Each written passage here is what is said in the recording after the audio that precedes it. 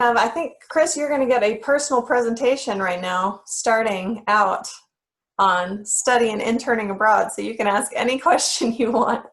Awesome. So we've got our wonderful panelists, Molly Campillo and Megan Temple, Veronica Lozano-Toub from Business Career Services, and Mark Hagen from the Office of International Education and Development.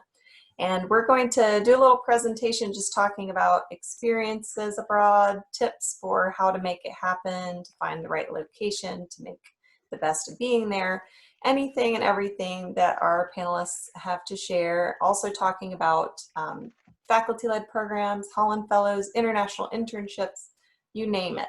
So you have our undivided attention. And I'm going to pull up our presentation here. Let's see.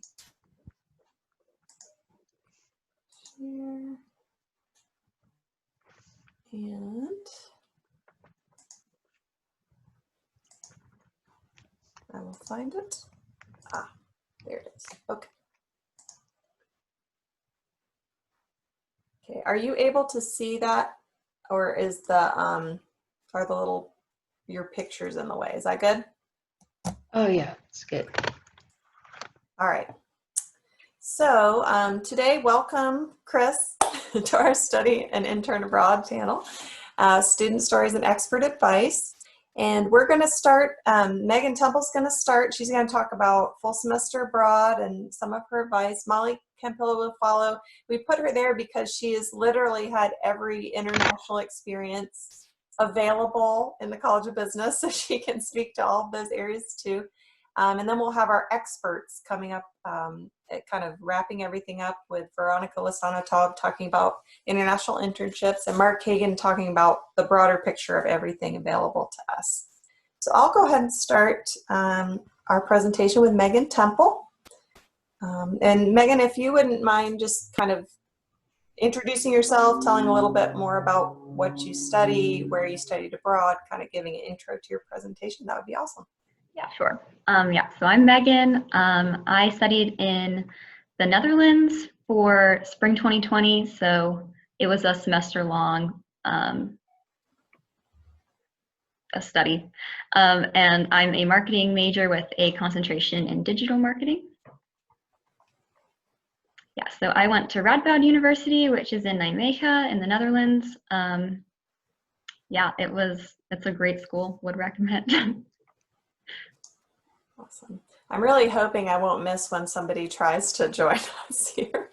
Oh, this is a learning experience. All right.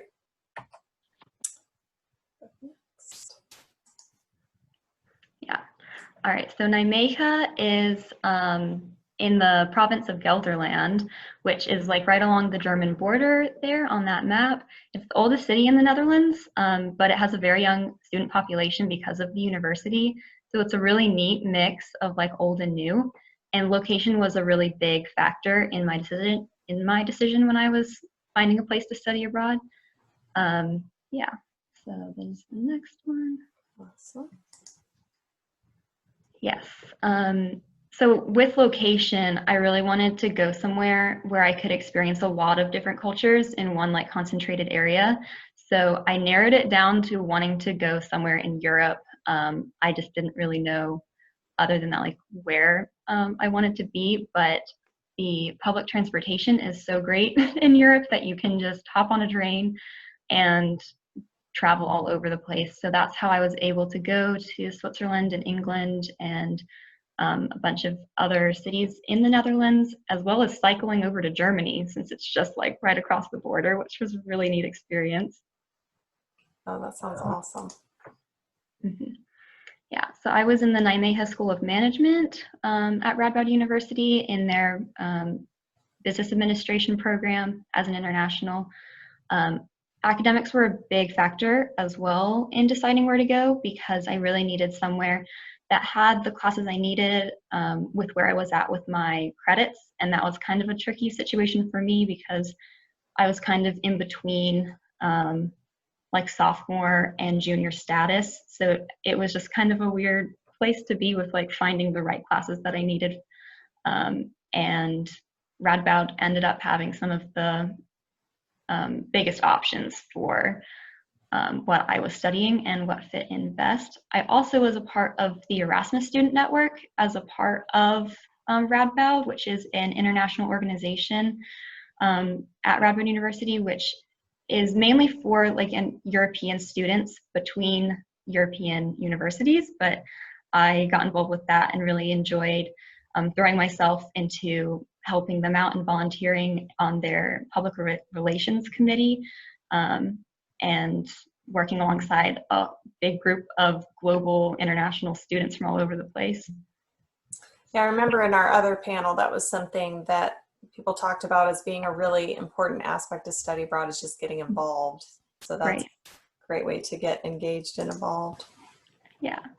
So the food and culture, that was actually quite an interesting situation for me because I am a vegetarian. So it wasn't a huge issue at all, but it is something that I had to consider before studying abroad, just figuring out how to go about that and being polite in like social situations and not rejecting food even if it had meat in it. And I did have to do that a couple times where like I ate it because it was given to me, and it would have been very rude if I hadn't, and that I had to really come to terms with that, and it was really fine. But honestly, for the most part, that was not a big deal at all. And being a vegetarian in the Netherlands and in Europe in general was just honestly a lot easier than it is for me in the States. There are just a lot more options. Also with the partying and drinking and smoking scene, that I also really had to think about because I am not a partier or a drinker or a smoker, but that's a huge social aspect of being a student in the Netherlands. So I had to I don't know, I was still very involved, and like I went to the pub quizzes and like I went to the pub crawls to still experience those things and to be a part of a group. But I did have to establish that I wasn't going to drink and I wasn't going to smoke marijuana with people, especially people that I didn't know, and in a culture and an environment that I was not familiar with. I just did not feel comfortable with that. And I'm glad that I established that like from the beginning. Yeah, that would definitely be a concern in the Netherlands, I'd imagine, for some folks. Yes. Yes, so cycling, that is obviously a must in the Netherlands. You cannot live without your bike. And there are some things when you go to a new culture that you just cannot prepare yourself for. And I knew obviously that I would have to cycle places. Like I rented a bike long before I got there, like I set that up. But until you actually do it and have to live like that, where that is your like lifeline, your only mode of transportation, yeah, it was a bit of an adjustment because I'm not an avid cyclist, but I ended up really loving my bike and it got me places. And I really had to learn how to live with that too, because you don't think about it until like you go grocery shopping a couple kilometers away from where you're living and you realize, oh, I can't buy all of my groceries for the week. Like I'm gonna have to split this up throughout my week and really plan ahead, and only carry back what is feasible. So there are just some things you can't really be super prepared for. You just have to roll with it and figure it out as you go.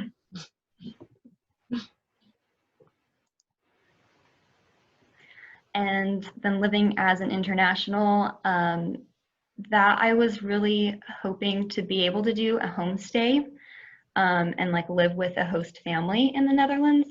But with the research I did, I couldn't find anywhere in NIJMEGEN that was near the university that was providing that. So I lived in their student housing, which honestly turned out to be pretty great. It was super close to the university, and I'm really glad I did that.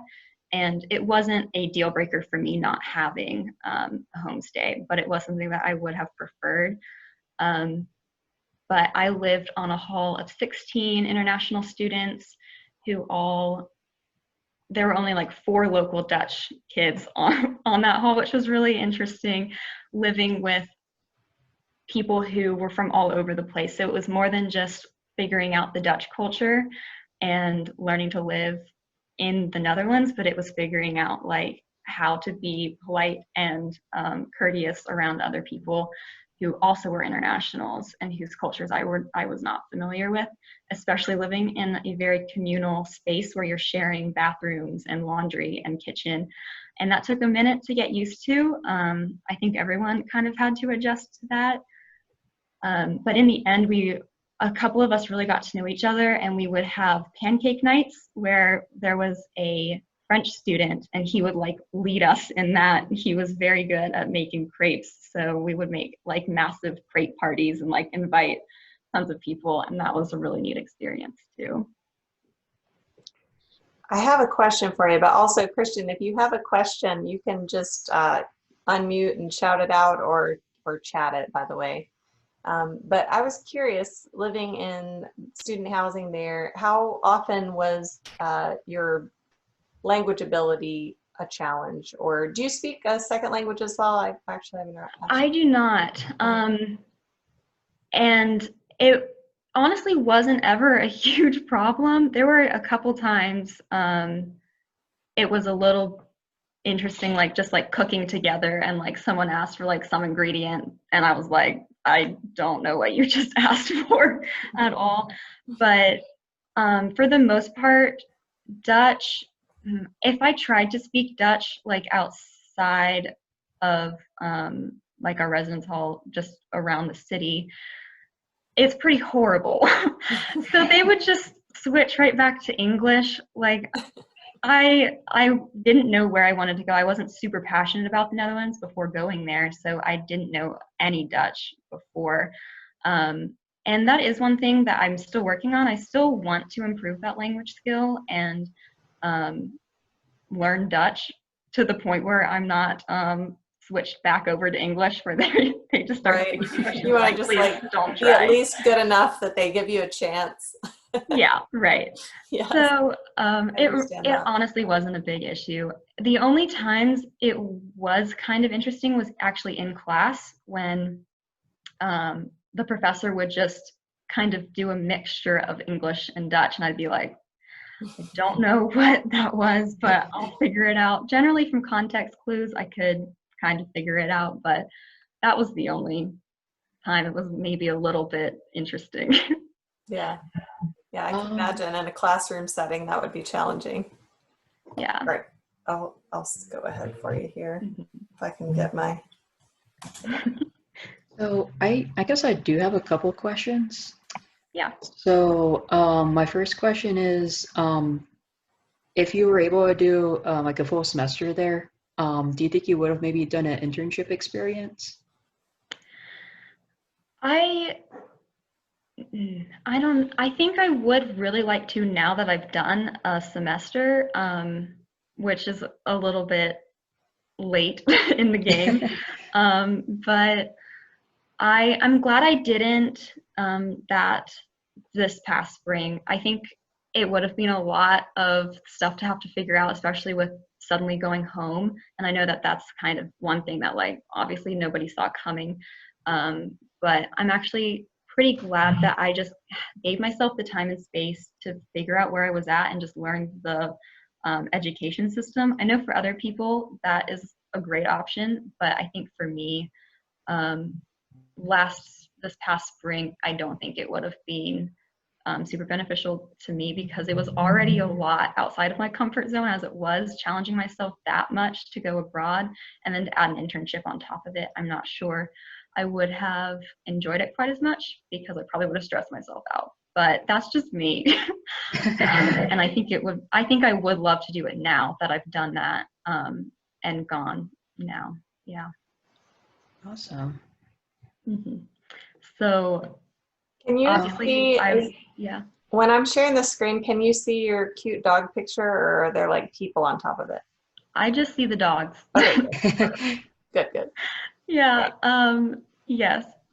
So I was sent home early. I got about a month and a half in the Netherlands before I came home, and I honestly fit in quite a lot into that time frame. In retrospect, I don't know. There were a lot of things I still wanted to do, but I I was able to finish off block 1 of our semester because they do a block system in the Netherlands, and then came back and finished the second block online at home in the States. So that was a very difficult transition, just figuring out time zones, and a lot of our professors switched our exams to group projects instead because they couldn't proctor exams properly.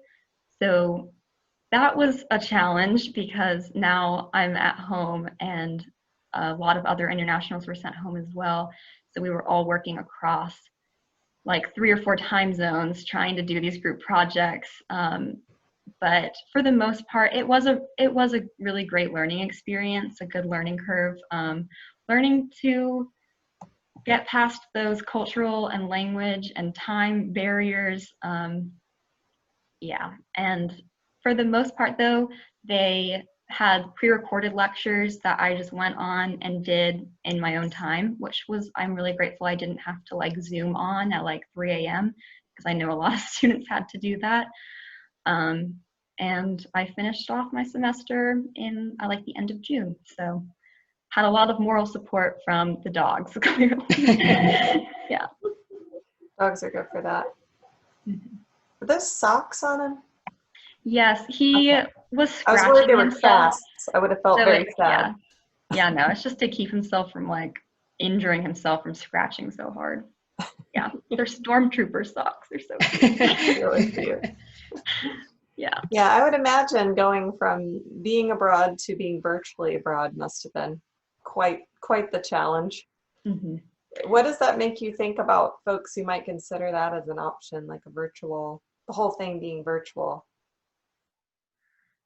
It's a challenge. I'm not going to sugarcoat it. It is. But I think if you go into it knowing that you're going to do it virtually, it's probably a better situation, because all of the students had to suddenly readjust to that, and the professors as well. Like it was, if you're planning to do it virtually on both ends, I think it would go a lot more smoothly. Mm-hmm. But it was hard to be at home, but online all day communicating with internationals. It was just a very strange dynamic. I would imagine. All right. Mm-hmm. Yeah, so that's basically it. If you want any more information about that experience, like let me know. I can put my email or any contact information somewhere. But in the end, it really did teach me that I can learn and still expand my global understanding and intelligence without ever leaving the US, which obviously it's a lot more ideal and a lot more fun to actually go abroad. But you can still continue that learning and be intentional about it even at home. Awesome. Thank you so much, Megan. No problem. Great. Applause. Applause. Thank you. All right. So now we'll go on to Molly's section of the presentation. Wow. Hi, hello. That's a lot of countries. Yeah, I jumped around. I did a couple. So, and I'll also answer your questions about internship. I know you asked her earlier, and I did a virtual internship, so I'll be able to talk to you about that as well in a minute. But yeah, we can go to the next slide. And actually, I skipped the Dominican Republic when it came to things. It was an international service experience during the spring break. So that was not really just College of Business at all. So I'll keep it to things that relate more to College of Business and everything. So we can go to the next one. Got to narrow it down, right? I know, yeah. All right, so if we go, I have one slide for each place. We can go to the next one. Okay, awesome. So the first one, I'll go through this one quickly because I know if you're an international business major, then it requires a language minor. And so I did this in order to get some Spanish credits for the language minor. It was a month-long faculty-led program in Spain. And I got to stay with the host family. You can see my host siblings there, which was really fun because I actually have 3 little siblings, so it's cool having 3 there as well. And so that was really fun. I was able to, it was sort of like my first longer trip abroad, gained a lot of confidence. I did lots of like cool weekend trips. And so that was really good in covering those language credits because I know that's an important part of like international business major and everything. So go through that quickly so I can focus more on the others. We can go to the next slide. Because the next one was Holland Fellows. That was one of my favorite experiences ever. I loved that whole semester, just being able to communicate with the Chinese students across borders, and then when they came to visit us for 2 weeks in March, that was incredible. Oh, actually, I should have included the skydiving pictures. We dragged the Chinese students to go skydiving when they visited us, which was so much fun. And then by the time we got to China, we did a project creating our own business for proposal. We were able to present that at the Shanghai Economic Student Forum. So it's really fun. It was challenging definitely to keep up your work ethic as you traveled and went everywhere. But it ended up being really rewarding, being able to work with so many people in different groups, go to so many cool places. It was truly incredible. It was my first time anywhere in Asia and in China, so it blew my mind. It was so gorgeous, and I absolutely loved it. And because of that whole experience, I had to go back. And through being friends with a few people that worked at Fudan University in China, they were able to offer a scholarship for their summer program for one of the Holland Fellows. And so the other people were all seniors or juniors going into internships. I was only sophomore, so I jumped on that scholarship opportunity for the next slide. And also I can go into these in more detail depending on what you're most interested in. I'll just blow through them quickly now and then can return. But then I went back later in the summer for a full month in Shanghai at the Fudan International Summer Session. And I absolutely loved that because that time there were students from all over the world. Everyone I knew was from a different country. I lived in the international student dorms, so I was able to meet just so many people. They organized different cultural events. We were able to make dumplings. I took a month of Chinese classes, which I loved. I had so much fun learning it, and I really definitely need to revisit the language because I had such a great time learning it. And that was overall an incredible opportunity. And they offer tons of scholarships, not just through Holland Fellows or through anything like that.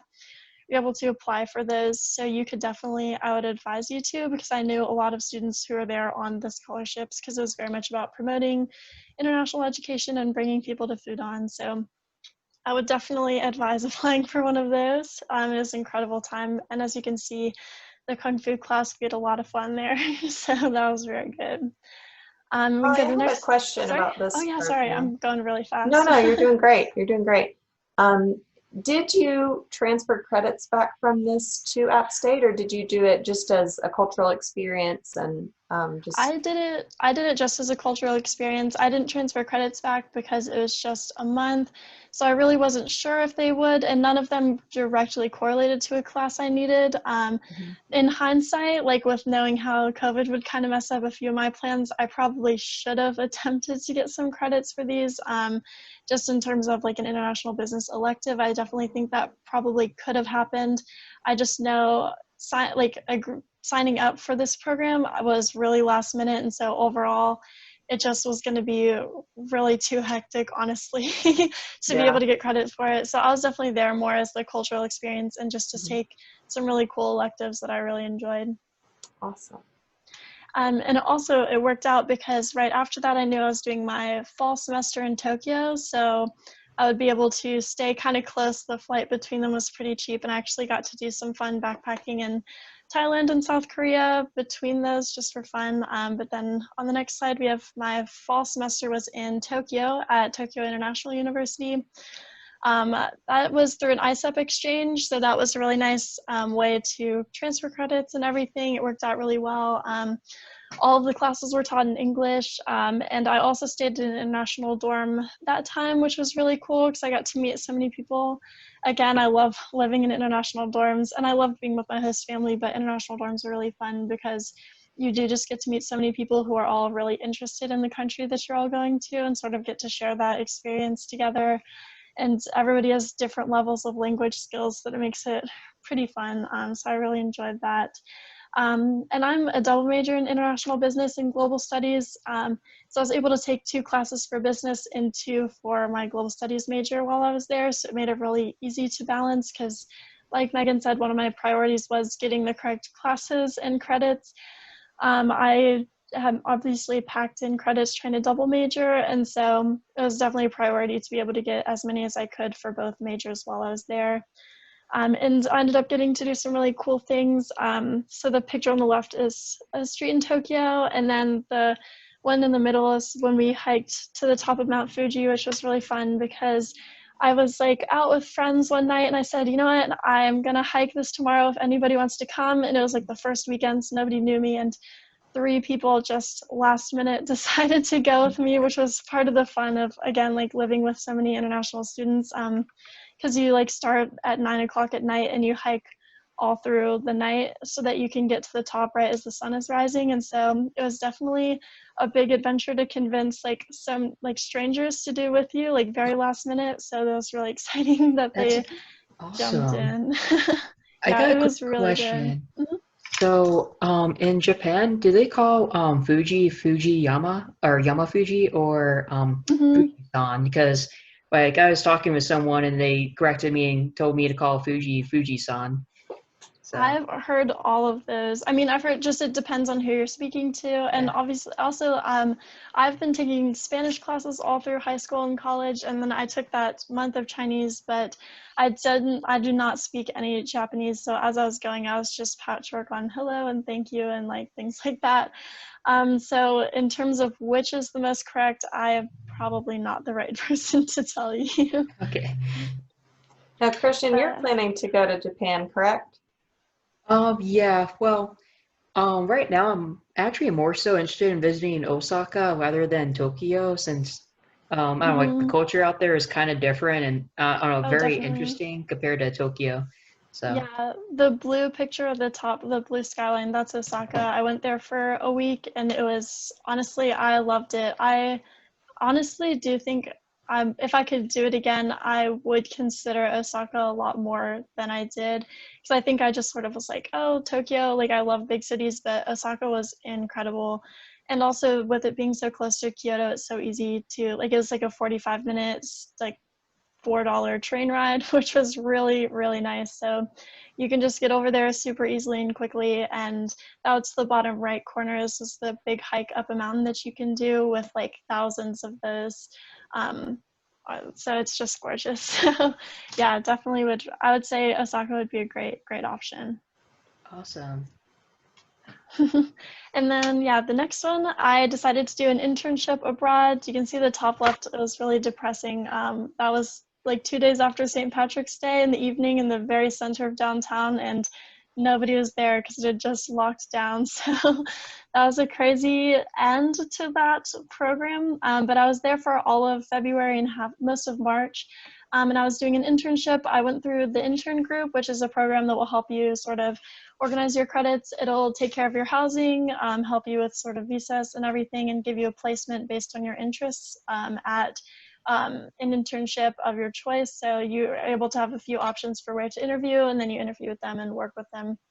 So I absolutely loved that. The group of people was really fun. Actually, the picture at the top right I included for fun because I don't know if you can see it, the picture of the 3 people, because those 2 were actually in my Kung Fu class that I met in China, and the girl in the middle happened to be studying abroad in Dublin, and the guy he's German and he was in Dublin with his friends for a weekend. So that was just sort of an example of how you can make some international friends and then see them on the other side of the planet. So that was really, really fun.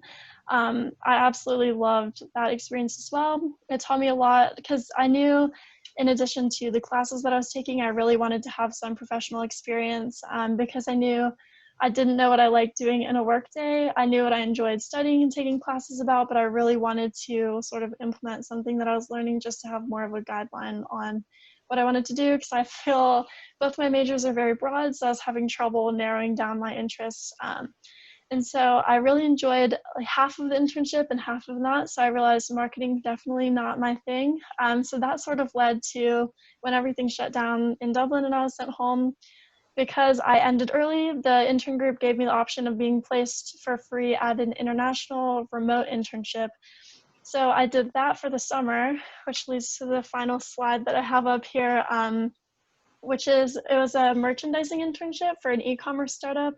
And I absolutely loved it because I had told the people I knew them pretty well. I knew the people at the intern group pretty well by then. So I was able to say exactly what I wanted, and they really worked with me on shaping my resume and getting me this really cool opportunity. And I loved working sort of in a startup within e-commerce, and all the things that I was doing, they allowed me a lot of creativity. And even though it was remote, I was super integrated with their sort of like work community in the team. So it was really awesome. As you can see in the middle, that's a little goat that that our supervisor actually hired to jump in on one of our Zoom meetings. So that's just an example of some fun that people can have during like some work meetings, which I really enjoyed. And hopefully going to be able to continue with them full-time as a job next summer, possibly moving to Berlin. So hopefully that will happen, crossing my fingers. But if you have any questions about it, there's my email also, and I'm happy to answer. I know you had questions about internships, so I can give you more info there if you'd like. Awesome. Boy, Molly, you sure did. You have filled up your experience cup. I'm so proud of you. Thank you. I have a question about the intern group. Was that a provider that you found through the university, or was that something you kind of researched on your own? Or? Yeah, so I had researched a lot of different programs that did similar things. At first, I considered one where you do a part-time internship and some classes. But then the Office of International Education, someone mentioned the intern group to me and said to at least look into it because they had worked with them at least once before. So that's sort of where I got the idea. And also just in terms of looking at cost comparisons and like different things that they offered. I know they had a ton of professional development series. So I had like free, or not free, but it like came with it to have business, like a career coaching session, LinkedIn help, resume help, different things like that, where they'd help you grow in a lot of different ways. And I felt like that was a good supplement to the work and to my classes. So, yeah. Oh, that's great. Chris, did you have any questions about the internship?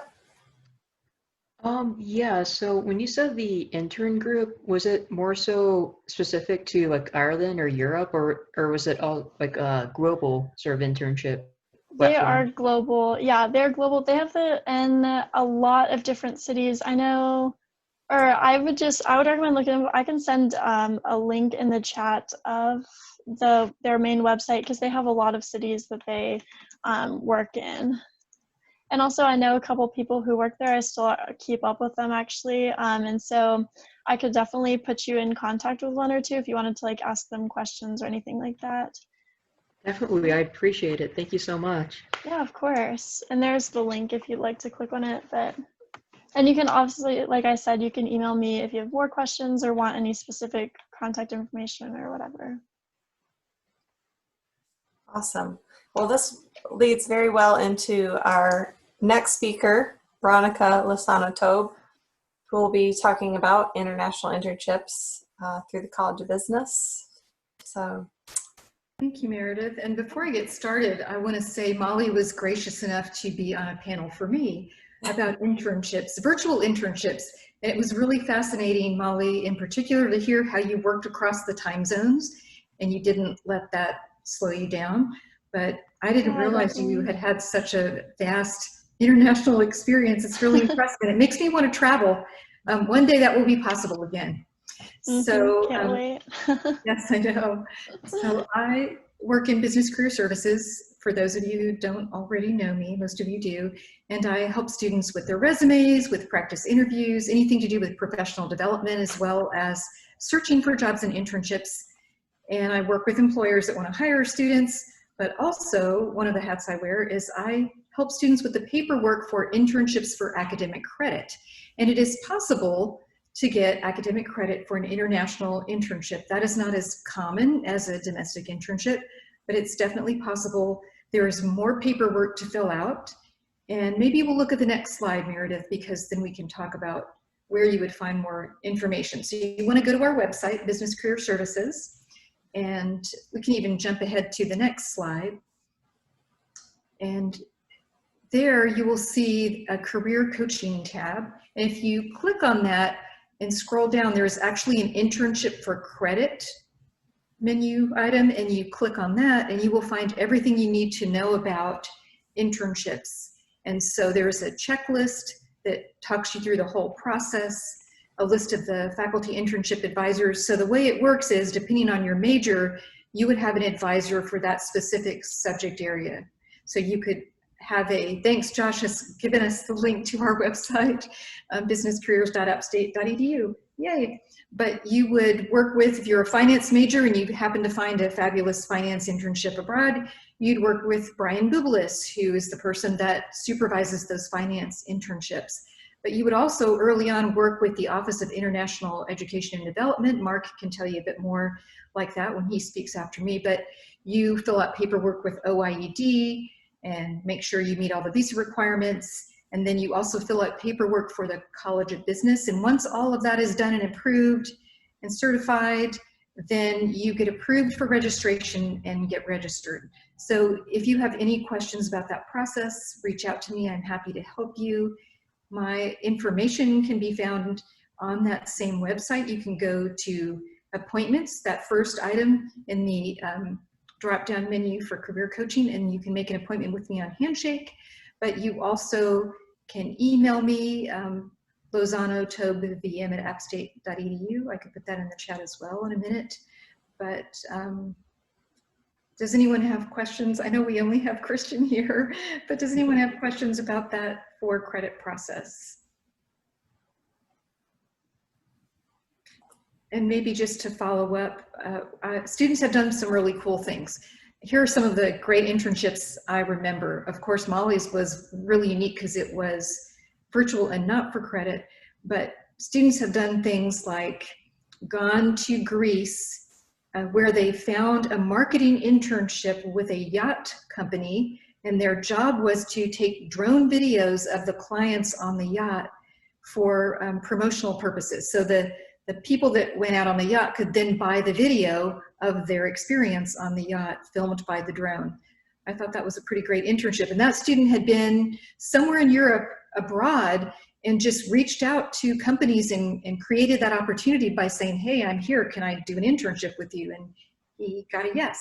And then another cool finance internship, a student had a brother who was a professional basketball player in Europe. I think it was in Turkey. And that particular country was on a travel warning list. So he actually had to get special permission and sign a waiver to go abroad to Turkey and do this finance internship. And his dream was to help athletes with their finances, be it like a financial advisor. So it was a perfect fit for him. I'm trying to think about some other cool internships. Meredith, can you think of any? Well, the one I remember, of course, is because of Angers, but I remember there was that one student who I think made friends with some folks who owned a bed and breakfast, possibly. Does that ring a bell? Okay. That's right. So this student was abroad in Angers, but the summer before he had traveled in France with his family and stayed at this little mini chateau and got to know the owners. And so when he was in Angers, he reached back out to them and said, hey, can I do an internship for you? I believe it was a hospitality internship. So I was in my windowless office in the summer and he was sending me pictures of this beautiful chateau in France. And I was like, what is wrong with this picture? Why is he at the chateau and I am in this windowless office? But it was a pretty great experience. And sort of like, I was thinking about Megan and her thought that in retrospect, it might've been nice to do an internship, but I would encourage you, if you've got the ability and the time in this virtual world, reach out to some of your friends back in the Netherlands and see if you can create some sort of part-time, even unpaid opportunity for yourself. Do some sort of virtual international internship, and you have nothing to lose by asking. But I think the virtual world, as awkward as it can be, also opens up a lot of possibilities. And unless, Meredith, I've left something out or anyone's got questions, I think we're ready for Mark to tell us about all the great things students can do when they study abroad. And I imagine Mark will talk about this, but speaking of international internships, I was on a little info session with some of the affiliate partners that App State has with internships that you pay to have, but they do have virtual ones this coming spring. It sounded kind of interesting. They have a lot of sort of career development aspects to the internships, and some that can be part-time. And There was one that had like a career semester where you get to try different aspects of, I can't remember if it was like marketing, maybe some data analytics, some different things like that. So if that were to be something that, like Megan, if you were curious about it, or Christian, I imagine Mark has more information than I do from what I remember from my info session, but that is a possibility too. Although, like Veronica was saying, that it is a really awesome thing if you can network yourself, Chris, if you're in Japan and can make those connections and make something happen after you graduate, for instance. That could be really cool. Definitely. So, all right. Well, Mark, if you want to take it away from here. Well, Megan and Molly basically did my presentation for me, so there's not a whole lot I can add. And Chris and I have actually met one-on-one, so I think I've met everyone. What was that? I think I've met everyone here before. As far as internships, I really don't have much more to add to that because students need to source those on their own, as you've already explained. We help with the backroom paperwork. We provide the insurance, assistance, advice, that type of thing as well. So we will walk you through that whole process. And that's not actually something that I do, so I don't have a whole lot of expertise in that. But Kaylin in our office is our internship expert. So, all right, I think I'm going to go through this pretty fast. Normally, we have a big group in person, and I ask everybody, why should you study abroad? But Chris, I suspect that you already know why you should study abroad, and if you don't, these are some good reasons. Graduate school, it helps to get into graduate school later on, so we'll skip that. Types of programs. No, that's Sorry, okay. I didn't mean to skip it, actually. No. I was actually going to skip that. Oh, so okay. All right, I'll skip it then. I mean, other than to say that it is, most graduate schools will look very favorably upon someone who has studied abroad. So it is a good thing to do that as an undergrad. Types of programs, I'll go through this pretty quickly, but Appalachian Exchange is basically where you're taking the place of a student who comes here. And so it's, we have 60 some partners in 29 countries, something like that. You pay App State tuition. In many cases, you pay App State room and board as well. Some cases, room and board is on your own. ISIP Exchange works very similarly to that, except that it's App State tuition, room, and board. So you know your costs ahead of time. ISIP does have some additional charges, about $650 total, that cover their application fee. They've got a acceptance fee, and then there's a meal offset or differential fee as well. With both of those, what students are doing is they're taking classes, as both Molly and Megan had said, they're taking classes abroad. They are earning credit for those classes, and basically they're taking a class, say it's Economics 101. So they would get credit for economics, I don't know, 1050 or something like that here. Or you might take something higher level, a little bit more specialized. So maybe it's a course in European history, for example.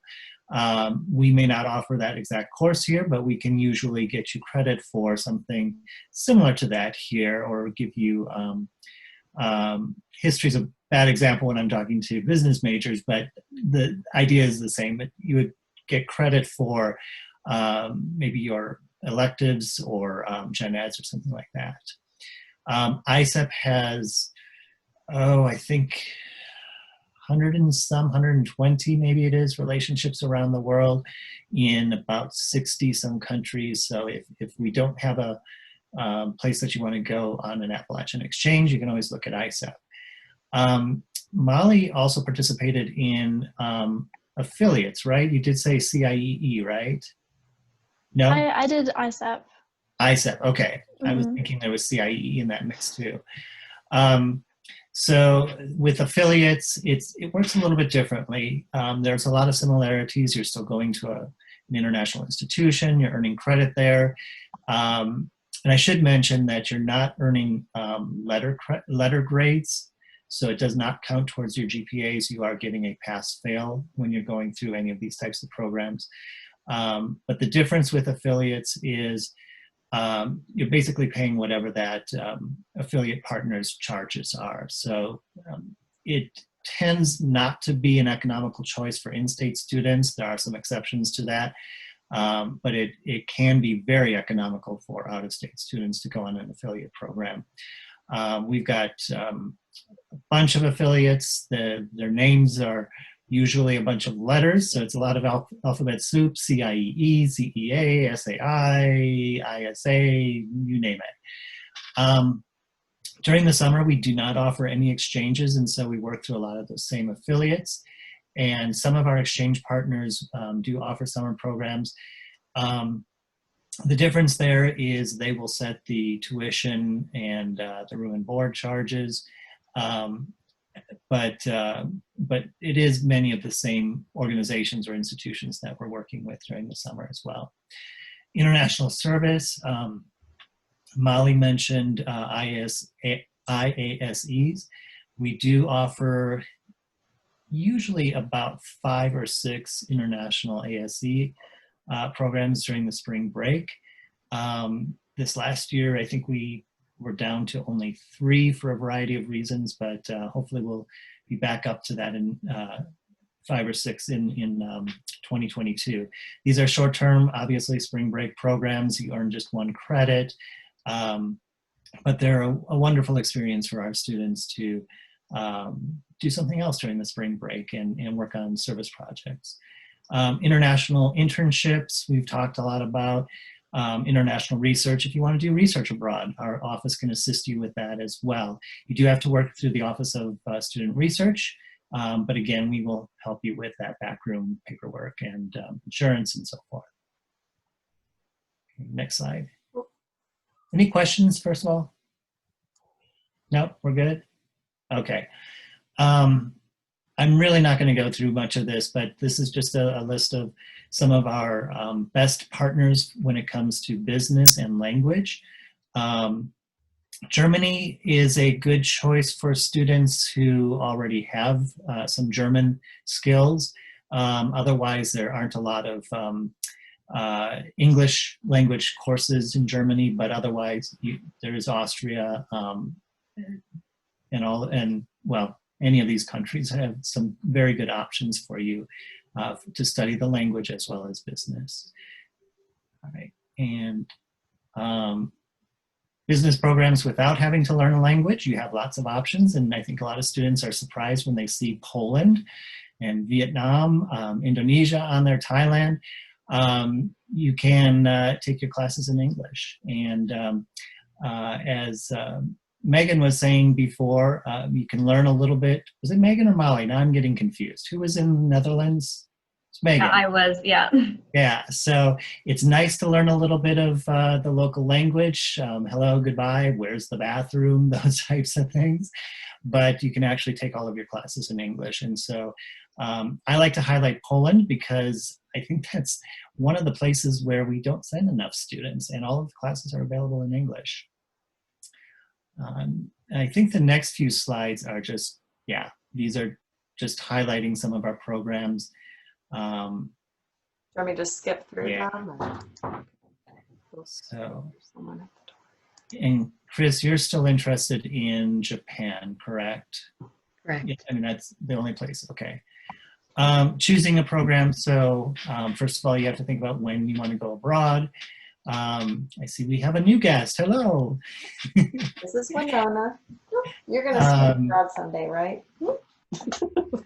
When you want, so first of all, determine when you want to go abroad, what you want to study. Do you want to take just business courses, a combination of business and language courses? Do you still have gen eds that you need to get out of the way? If you do some careful planning with that, you can usually take a combination of all of those types of courses, because you do have to take a minimum of 12 US credits, the equivalent of 12 US credits when you're abroad. Think about the duration. Do you want to spend a semester? Do you want to spend just a couple of weeks abroad or a month abroad learning Spanish, as Molly did in Spain? think about the city size. If you're comfortable with a city the size of Boone, we've got options for you. If you want a city the size of New York or Los Angeles, we've got options for that as well. Housing. So again, I'm not remembering exactly who, I think it was Megan, you had talked about hoping to have a host family.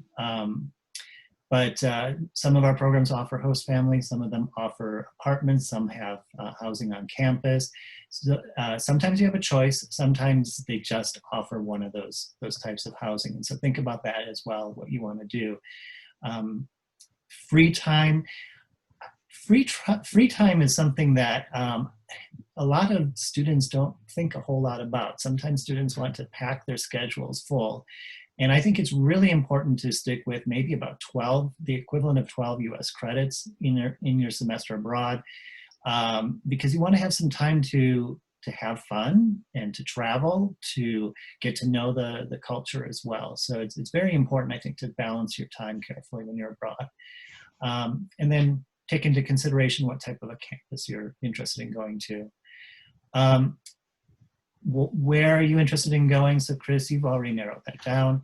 Budget, so think about your budget. And we've got options for students who are on a tight budget. You can essentially, on a exchange type program, you can go for the cost of attendance here at school. Add to that your cost of airfare. There may be some other additional costs. You know, a lot of it is just a wash, because if you've got a car, you're paying for gasoline and insurance here. Well, you're not going to have a car when you're abroad, but you're going to have transportation costs. But maybe you want some additional money to do some weekend travel as well. So think about that.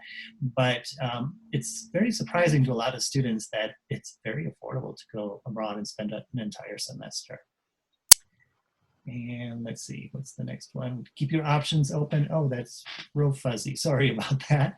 I know, Chris, you and I have looked at this search window.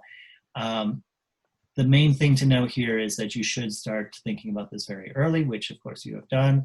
That helps you also to do your planning of what classes you want to take on campus here prior to your semester abroad, so that you leave other options open for you when you go abroad. You don't want to go too late in your college career, because then you've got just your major classes left and it's difficult to get exactly what you're looking for. And I think, oh, there we go. Deadlines. Forget about deadlines right now. Unfortunately, we do not have any spring programs, fall programs. Well, yeah, I guess you should know that the deadline for fall programs is January.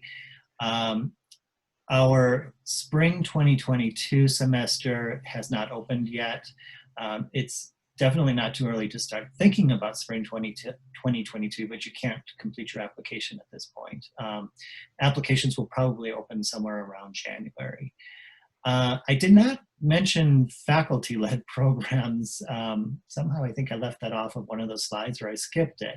But faculty-led programs, they are just what they sound like. It's our faculty leading students abroad. It's, I hesitate to use the word tour, but it is more of a tour type of study abroad, where you have an itinerary that you follow, and on day one you do this, on day two you do that. You stay with the entire group the whole time. And they are generally short-term in nature. Our shortest one is only 4 days, but that is a very specialized program. But typically they run 10 days up to, we've had some as long as 6 weeks, but the language ones tend to be about 4 weeks long. Faculty-led programs are what pay my bills, but I always love to talk to students and encourage them to go abroad for an entire semester. And I think Molly would agree that while a month in Spain is wonderful, spending 3.5 months, 4 months abroad in one particular place is even better, right? Yeah, definitely. No, gotcha. So I don't know if we're going to have any study abroad programs this next summer. We're recruiting for some. We've got, I think, about 15 or so that we've approved. but it's kind of touch and go with COVID. So we're crossing our fingers. Meredith, I know, wants to get to Angers very badly. So we're going to do all we can to get her with that. And Veronica, I think we lost Veronica though, didn't we? What's No, that? I'm still here. She's Oh, here. you're still there. Oh, okay. I'm here. Yes, I would love to go back to France, but I'm not an optimist. Maybe I should be. We'll see. I know. We're all crossing our fingers. Yeah. And I think that is it now. Let's see here. Oh, Oh. yeah. Sorry. This is an important one. There is financial aid available. OID offers scholarships, and even though the earliest that any students are going to be traveling will be next summer, we are still taking applications for our scholarships. Our first window opens up, I think, November 15th and runs through December 15th. What's really cool about our scholarships is you do not have to have a program in mind. You don't have to have filled out your application yet. You just have to have the desire to go abroad. And the scholarship windows, if you look on our website, the scholarship windows are dependent on when you would depart for that particular program. So you do have to pay attention to that. But if you are looking at, say, fall, then you have 3 opportunities to apply for an OID scholarship. You'll have the November, December one, then another one in December, and then another one in, they're almost like 3 months straight, not quite, but anyway. National scholarships, we've got an office that will assist you with national scholarships. Most of us in the office are very well versed on things like the Boren Scholarship or the Gilman Scholarship. So you can come and talk to us, but then we will turn you over to some very capable folks who can talk to you more specifically about those scholarships. And then I know that the Walker College of Business offers scholarships as well. So you need to talk to Meredith. You're the primary contact, right, for scholarships? Yeah. And this year, because of all of the changes with COVID, we're going to just have one more deadline. We usually have 2 more, but we're going to have it on February 1st for basically for anything in the 2021-2022 academic year. But I know, Chris, I believe you had received a scholarship from way back when you were going to study abroad right now. So Yeah, for taking we might pictures. just be rolling that over for you anyway. But Yeah. yeah. So. Yeah. You know, what I didn't mention, though, is virtual programs. We do have a lot of virtual options for students through some of our affiliate providers. And our scholarships, the OIED scholarships, will cover you if you choose a virtual option. Obviously, we want you to use that passport and go abroad. But if that just isn't going to work out for you, you can certainly consider a virtual option as well. All right. Keep thinking it's the last slide. Oh, it's finally the last slide. We have virtual walk-in hours every Wednesday from 1 to 4 p.m. You can find the Zoom link on our website. Chris, I think you already know this. You can send me an email and give me a couple of times that you're available, and I'm happy to set something up outside of virtual walk-in hours or my normal hours.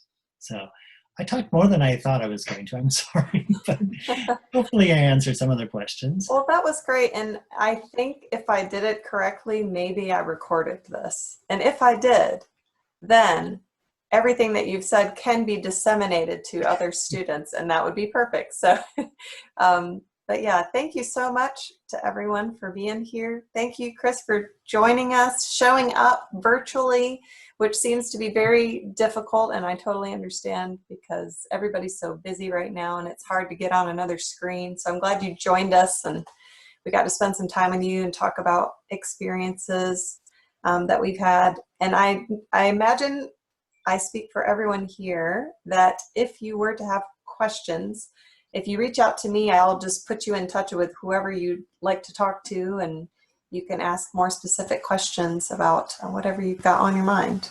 So Awesome. really appreciate it. I'm so happy to work with wonderful people and wonderful students that really value this experience, and we're excited to see where these opportunities take you, Christian, and we just got to hope for that COVID to just get taken care of. Get a little vaccine or something going on so we can get out there again. So thanks, everybody. I appreciate it. Thank you, Meredith. You guys Thank take you. care. Bye. Thanks, Thank you. bye. Goodbye. Guess I can wait to end it.